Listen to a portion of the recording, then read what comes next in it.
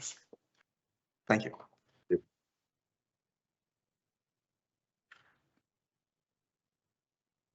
Merci aussi à vos panélistes pour ce tour d'horizon fort éclairant et de nous avoir mis la table là, de cette belle façon. Nous allons maintenant nous tourner vers quelques donneurs d'ordre canadiens qui nous donneront un aperçu de leurs besoins pour les mois et années à venir. Nous aurons des présentations sur les 3 secteurs, c'est-à-dire terrestre, aérospatial et naval. Et si le temps le permet, on pourra prendre quelques questions à la fin. Alors, ce sera possible pour vous de nous faire parvenir vos questions par le biais de la discussion interactive que vous allez voir en bas à droite de votre écran. We will now turn to Canadian prime contractors who will give us an overview of their needs for the coming months and years. And if time permits, we will be able to take a few questions at the end. And you can send your questions through the chat at the bottom right of your screen. So let's start right now with Rheinmetall Canada and his president and CEO, Mr. Stéphane Hurly. À vous.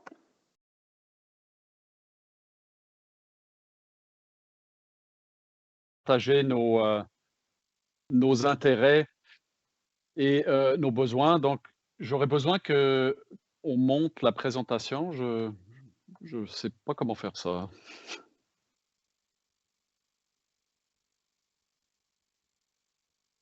Merci. Merci beaucoup. Donc, on m'a demandé de vous parler des besoins que nous avons dans le secteur terrestre. Donc, ça me permet en fait, de vous introduire au sujet. La meilleure manière est peut-être de vous expliquer qui est Rheinmetall, d'où est-ce qu'on vient et quels sont en fait les secteurs d'activité que nous poursuivons autant au Canada qu'à l'international. Ça pourra vous situer vos besoins. Donc, en quelques mots, Rheinmetall, c'est une compagnie qui est active dans 2 secteurs d'activité principales. Donc, vous avez le côté défense terrestre, où vous voyez des systèmes de véhicules au niveau plateforme complète que nous offrons ici, des systèmes d'armes et de munitions, des solutions électroniques. Pour la partie défense, et nous avons aussi des activités dans le domaine automobile qui est peut-être un peu moins connu pour Rheinmetall. C'est une activité qui est globale cependant. On parle d'actuateurs, de pièces principalement métalliques que vous allez retrouver dans des moteurs à combustion ou aujourd'hui les structures des voitures électriques. Donc, nous avons un portefeuille complet au niveau sous-équipement pour du côté automobile et puis au niveau système général, solution globale à différents paliers pour le domaine principalement terrestre. Rheinmetall, c'est une compagnie qui est basée en Allemagne, dont notre siège social se trouve en Allemagne. C'est une compagnie qui est cotée en bourse en Allemagne également, avec un chiffre d'affaires quand même significatif au niveau global de 8,4 milliards de chiffre d'affaires canadien. Nous avons à peu près 25 000 employés au travers du monde. Et beaucoup de nos activités, en fait, et de nos résultats d'exploitation sont réinvestis dans la recherche et développement et puis dans le développement de nouvelles technologies. Donc, le groupe se veut un groupe technologique qui est à l'avant-garde et qui offre des solutions innovantes à ses clients.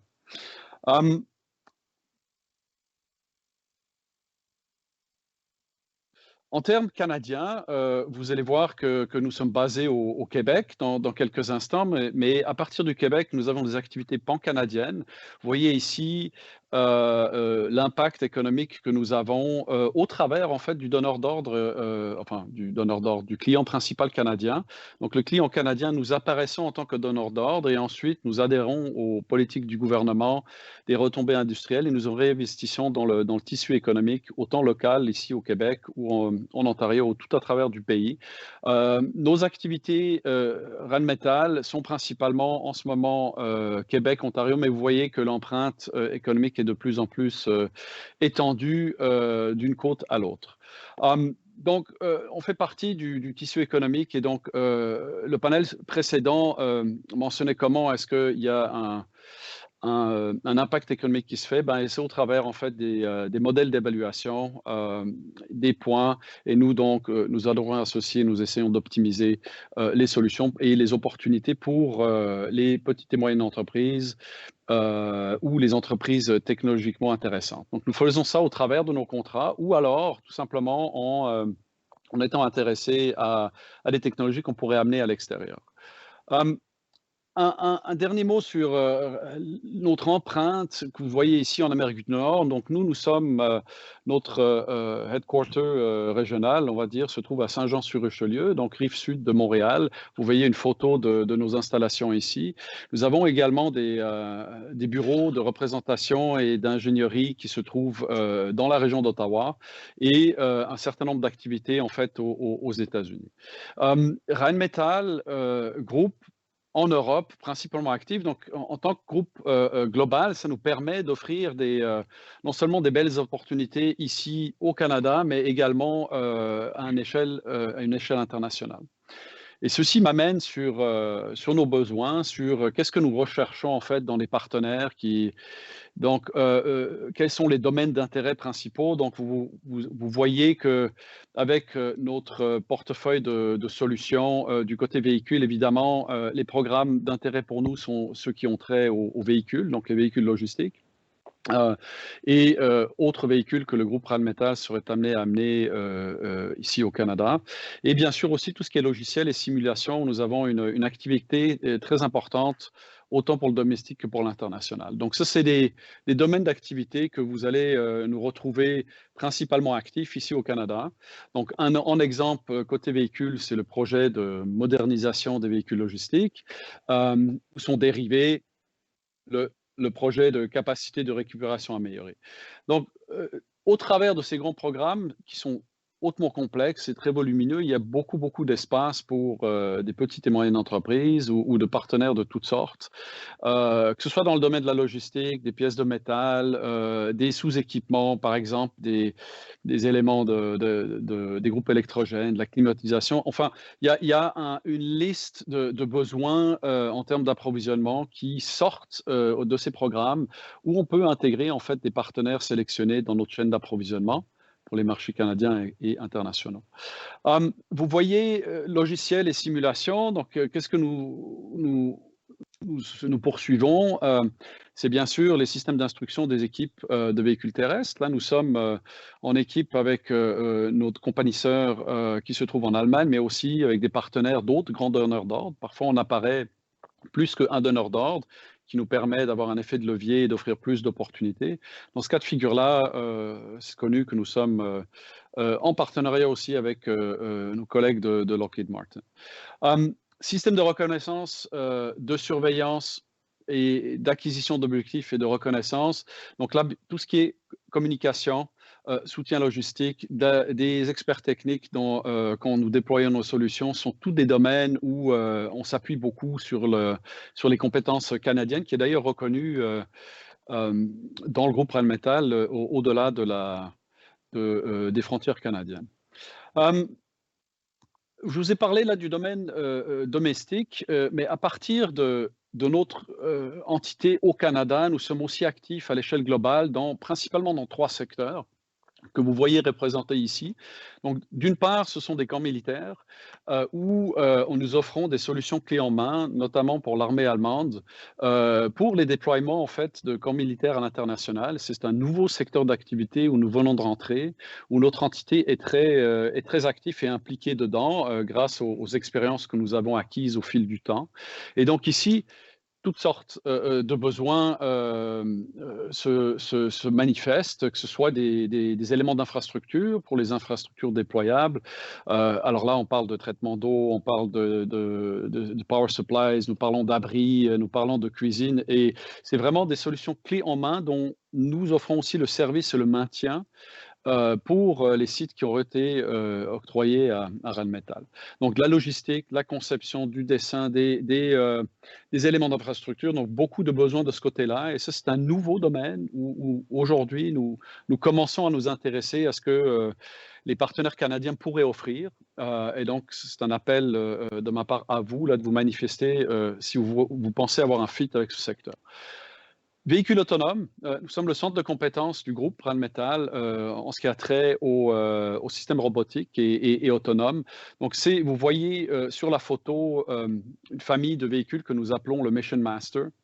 Vous avez une petite version qu'on appelle ST, puis la plus grande version qui est le Mission Master XT qui vient d'être présenté cette année.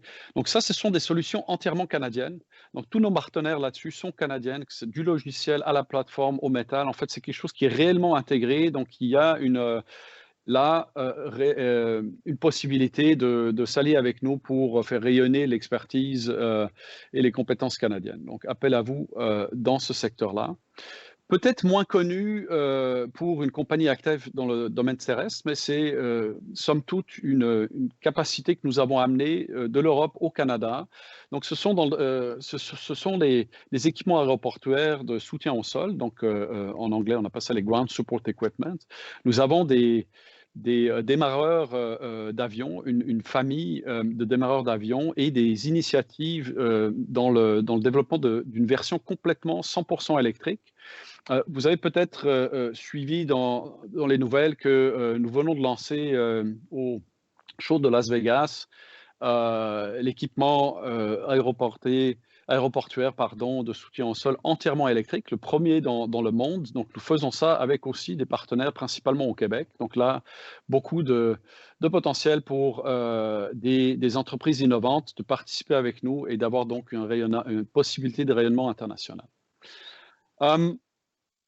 Donc, pour finir, vous avez là tout simplement les besoins généraux que nous avons en approvisionnement pour autant nos besoins canadiens qu'internationaux.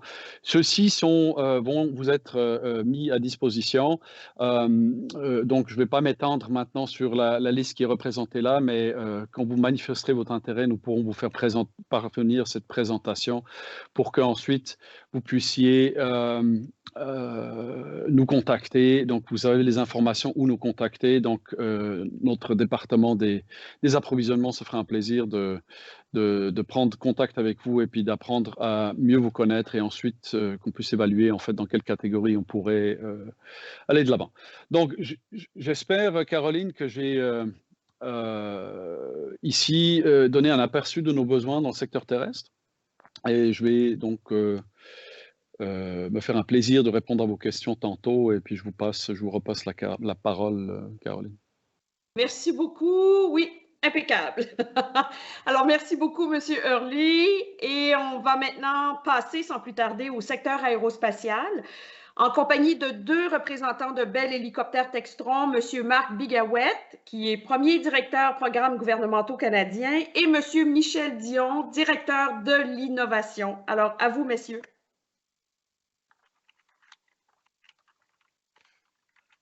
Marc, tu es sur mute.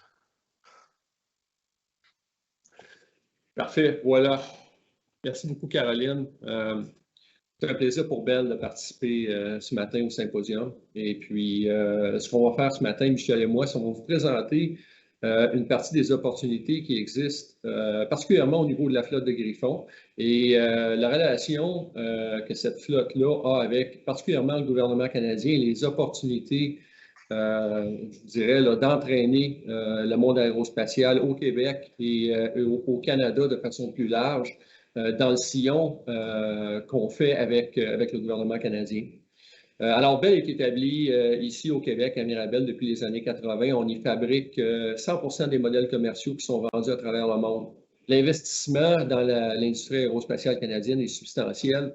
Et une des preuves de cet investissement-là, en fait, c'est l'appareil Griffon. Alors, je vous inviterai à porter la première planche. Merci beaucoup. Cette planche-là est en français. Les prochaines vont être en anglais. Et vous allez voir au cours de ma présentation, je vais alterner du français à l'anglais pour être sûr qu'on rejoint le plus de gens possible. Alors, si vous pouvez passer à la prochaine planche, s'il vous plaît. Le Griffon constitue la plus grande flotte d'aéronefs des Forces armées canadiennes. En 1992, le contrat a été signé, elle a été mise en service en 1995. À partir de 2011, la compagnie Bell a accepté d'en faire l'entretien sur 3 volets différents. Alors, on fait l'ingénierie pour préparer ces appareils-là à toutes les éventualités. Par exemple, quand ils sont déployés dans des théâtres étrangers et on doit y apporter des modifications. Ça se fait ici même chez Bell. Nous avons l'aspect logistique qui représente environ 60% de l'effort qui est porté envers cette flotte-là. Et nous avons un aspect maintenance également qui est fait au niveau tactique et également en troisième ligne. En 2019, nous avons débuté la modernisation de cette plateforme-là. Nous sommes présentement en phase de définition. Le projet s'appelle GLI. GLI pour Griffin Limited Life Extension. Et puis, nous approchons le point où nous allons débuter la phase d'implémentation, c'est-à-dire la phase de mise en œuvre. Prochaine planche. Qu'est-ce que c'est exactement la flotte de Griffon? C'est 85 appareils, 85 aircraft, 10 locations, 4 different roles. So we support conventional aviation, tactical aviation, search and rescue, and as well we have the special operations community. These are the 4 segments of the program that I talked about earlier, and we are not alone in this adventure. We have some 70 partners. So Bell overall, when you look at Bell across the country, we have about 550 partners. For this particular program, we have 70. And the key message this morning is really to tell everybody that this program, which has been running for 11 years now, is going to run until 2024, and then it will be renewed, most likely to the end of life for this fleet.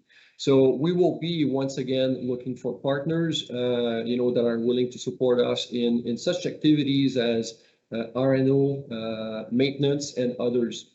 Prochaine planche. So let's talk a little bit about the GLI project. This fleet, once it is modernized, will deliver a completely different aircraft. On the outside, it will be the same. Inside, it will have, state-of-the-art capabilities, particularly when it comes to communication, navigation, surveillance, and air traffic management. The definition is coming to an end. The implementation is the phase that will actually cause Bell to turn wrenches on this platform.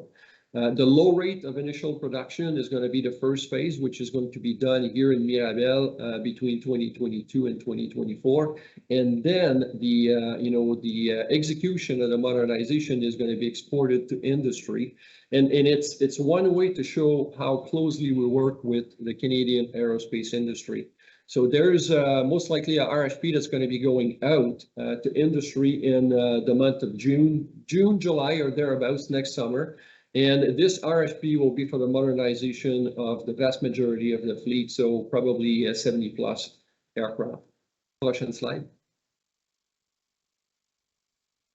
So OWSS and GLI generate ITBs. In the case of OWSS, right now we are still under an IRB regime, but it will switch to ITBs once we fall under the new contract. And, for this fleet alone, we're going to be generating yearly over $100 million in opportunities. So what it means is that innovation and R&D are going to be very close to our heart. Prochaine slide. Donc, and at this point, I'd like to switch to Michel Zion. Merci beaucoup, Marc. Donc, parler un peu d'innovation. Donc, oui, effectivement, on a à investir suite au projet comme GLI au Canada. Donc, vous avez ici, si vous pouvez remettre la présentation, s'il vous plaît, à l'écran. On recherche surtout des partenariats avec des compagnies qui peuvent nous aider à aller de l'avant avec certaines technologies, avec le développement de certains systèmes. Je vous en donne quelques exemples ici. On parle de ce qui est gestion de l'énergie à bord. Donc, de plus en plus, on va aller vers de la propulsion qui est hybride électrique. Donc, gérer l'énergie devient un aspect important. Exemple, comment récupérer l'énergie de la vibration dans l'appareil, par exemple. C'est le genre de choses dans lesquelles on regarde. Les contrôles de vol électrique aussi, c'est un aspect qu'on veut introduire de plus en plus dans nos plateformes du futur. L'aspect acoustique, comment on peut réduire le bruit ambiant généré par l'hélicoptère ou par les véhicules qu'on va faire dans le futur, que ce soit des véhicules sans pilote, des drones, ou que ce soit aussi des taxis aériens. Je viens de parler de drones, de véhicules sans pilote, tout ce qui est situational awareness. est très important aussi. Donc, les capteurs qu'on va pouvoir mettre tout autour de l'appareil, comment on va pouvoir traiter l'information, comment on va pouvoir l'utiliser, est un aspect qu'on regarde de plus en plus là, dans nos projets d'innovation. On veut avoir un environnement vert dans le futur, donc environment friendly, donc tout ce qui est les technologies vertes, que ce soit pour lors de la fabrication, du développement d'un appareil, les coatings, par exemple les peintures, c'est des choses pour lesquelles on regarde et ça m'amène à parler de fabrication avancée. Dans le futur, bon, aujourd'hui on parle d'hélicoptères, mais si on commence à parler de véhicules sans pilote, les volumes de production vont augmenter au-delà de ce qu'on connaît aujourd'hui pour les hélicoptères conventionnels. Donc, c'est dans cette optique-là qu'on regarde la fabrication avancée. Quand on parle de fabrication avancée, ça peut amener aussi au besoin d'avoir des matériaux aussi qui sont différents de ce qu'on utilise aujourd'hui pour réduire le poids, pour réduire les coûts de fabrication et pour aller à plus haut volume. C'est pour ça qu'on a ici un aspect de Advanced Materials. 3 exemples de plateformes sur lesquelles on travaille. Le EDAT, Electric Distributed Anti-Torque System. Si vous connaissez un peu les hélicoptères, vous connaissez le système de rotor de queue conventionnel qu'on utilise ici. On l'a remplacé par 4 fans électriques dans le but de, améliorer la sécurité au sol, mais surtout pour réduire le bruit ambiant. Donc, ce système d'anti-torque-là de queue est pleinement électrique. Donc, c'était un hélicoptère. On a modifié le 429 pour être hybride électrique. Dans ce cas-ci, cet appareil là volé déjà quelques heures de vol déjà. 525 au centre, premier hélicoptère commercial qui va être certifié avec un système Flab-A-Wire. Donc, c'est en certification présentement. Donc, vous voyez, c'est des technologies qu'on intègre déjà dans des plateformes. Et à droite, je vous parlais de véhicules sans pilote. Donc, vous avez le Autonomous Pod Transport, le APT, la version avec un payload de 20 livres, la version avec un payload de 70 livres. Vous voyez la dimension là, comparée à un hélicoptère. C'est le prochain diapo, s'il vous plaît. Donc, juste un exemple de collaboration ici. Hydra, c'est un des véhicules sans pilote qu'on a développé. Ça se trouve être pour un Hybrid Drive Research Aircraft. C'était la première fois chez Bell qu'on faisait en 2017-2018 un véhicule sans pilote. On est allé chercher des partenaires, une PME pour nous aider à mettre en place le système de contrôle de vol là, qui s'appelle ARA Robotique. Et depuis lors, on travaille avec eux, on a développé une relation. L'idée, c'est qu'on va chercher des technologies pour nous permettre, oui, d'avoir une croissance chez Bell, mais aussi de permettre à la compagnie avec qui on travaille de faire une croissance technologique.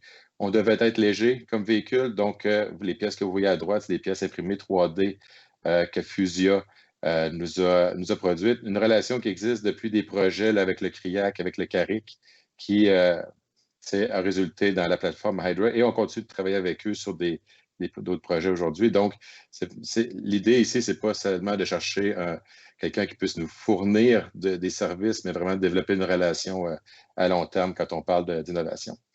C'est tout pour moi. Merci beaucoup.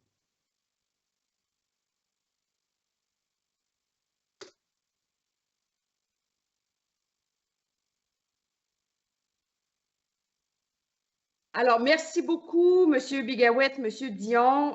Très, très intéressant. Merci. And we will conclude this segment with a look at the naval sector with representatives from Lockheed Martin Canada, Mr. Glenn Copeland, Director of Business Development, and Mr. Luc Debargis, CSC Subcontract Program Manager. Now, for those of us not familiar with the naval sector, CSC stands for Canadian Surface Combatant Ships. À vous la parole, messieurs.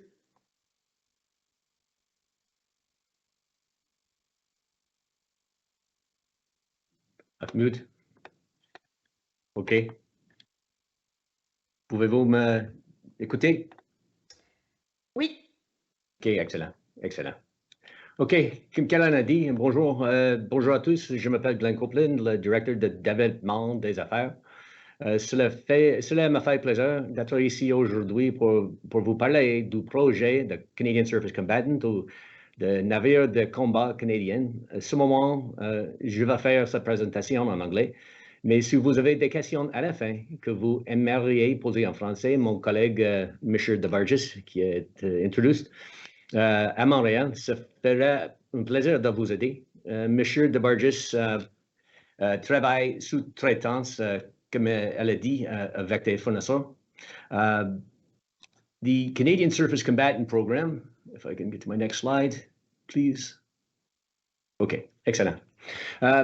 So Lockheed Martin, first we'll talk about who we are in Canada. There are 4 distinct business areas of Lockheed Martin.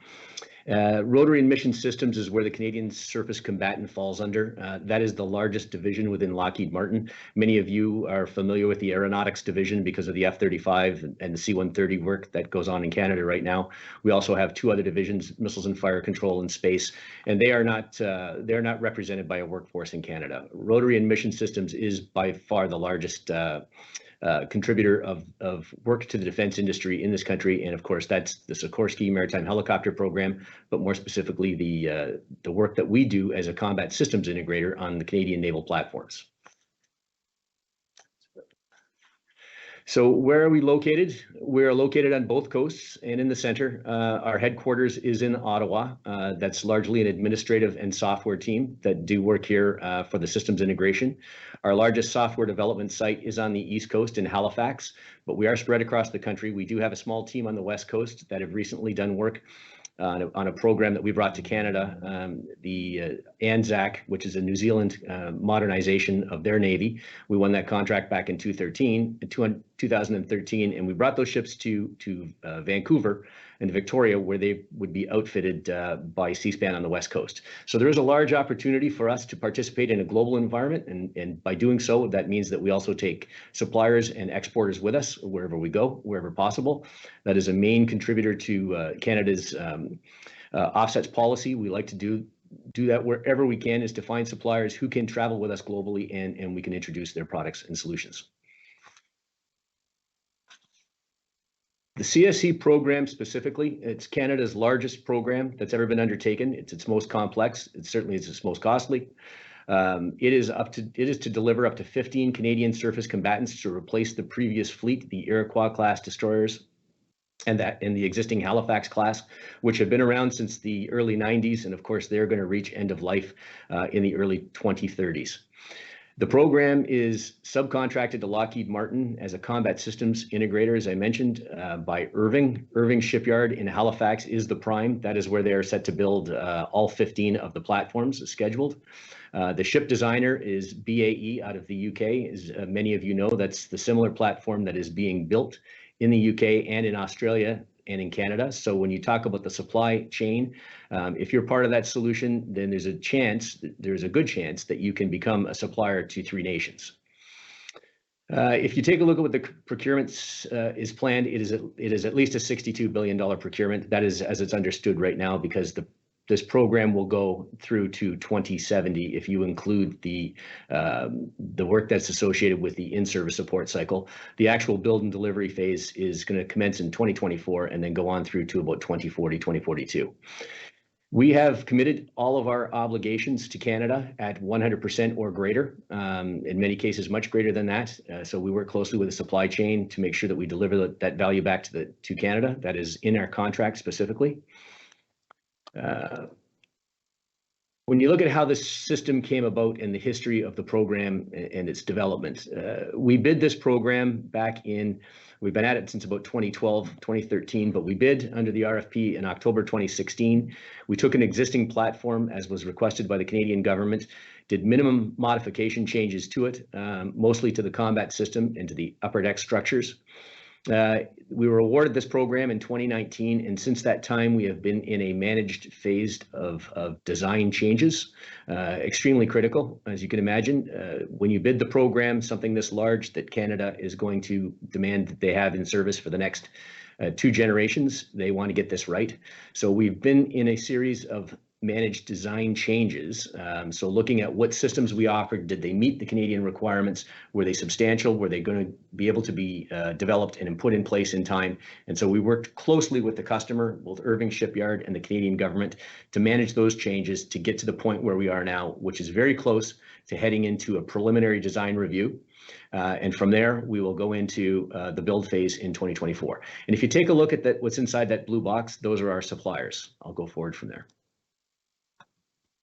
That is how the ship looks right now. As I say, we're getting very close to finalizing that design. So as you can see by the list of systems, subsystems, and these slides will be available, those are the suppliers responsible for delivering those. As you can imagine, within that supply chain, they have their own tier 2 and tier 3 suppliers that they're continuing to look for now, and that process is getting underway. So you can see it as a very, very large spectrum of supply needs within the program. I want to note quickly here that the program commitments were now recently broken down due to some recent changes whereby Canada asked for a large component of what the U.S. Navy brings in the cooperative engagement capability, which is a very specific anti-air capability. Lockheed Martin Canada with Lockheed Martin US will provide that solution. The large solution that's provided by the FMS case will be in the order of hundreds of millions of dollars. And that is just for the first 3 ship sets. So within that, we have a 100% obligation to find suppliers in Canada. And if we either find them as suppliers, we'll find them as direct investments. And what's that mean for you? It means that we are looking for those very key capabilities and critical technologies that we can invest in going forward. As an example, we just invested $4.2 million in a company on the East Coast doing some very leading edge visualization technologies.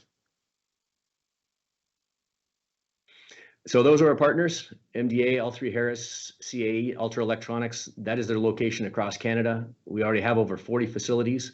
We have over 4,000 contracts and about 15,000 suppliers in our chain already, and we are always looking for more. If you need to reach out to Lockheed Martin, by all means, please do. That's what I'm here for. And I do connect quite regularly with the Regional Development Agency, Vincent Marmion. He and I talk frequently. So he understands, he assists me in what we are looking for suppliers that we can invest in. That is our website.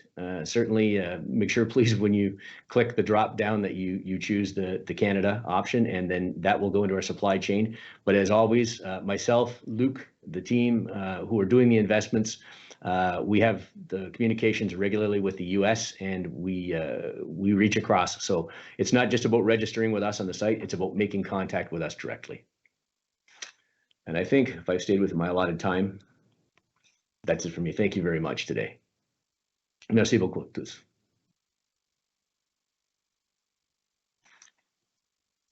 Merci beaucoup, j'arrive. Alors, merci beaucoup, Monsieur Copeland, Monsieur de Bargis. Malheureusement, on n'a pas de temps pour prendre des questions. Certains d'entre vous avaient eu l'occasion d'en poser dans le chat. On vous a répondu, mais je pense que ça a été assez clair. N'hésitez pas à communiquer avec les gens qui sont venus présenter aujourd'hui, avec ces entreprises. Elles sont évidemment ouvertes à vos questions et à faire affaire avec vous. Alors, c'est le temps de prendre une pause. On pourrait se donner rendez-vous dans une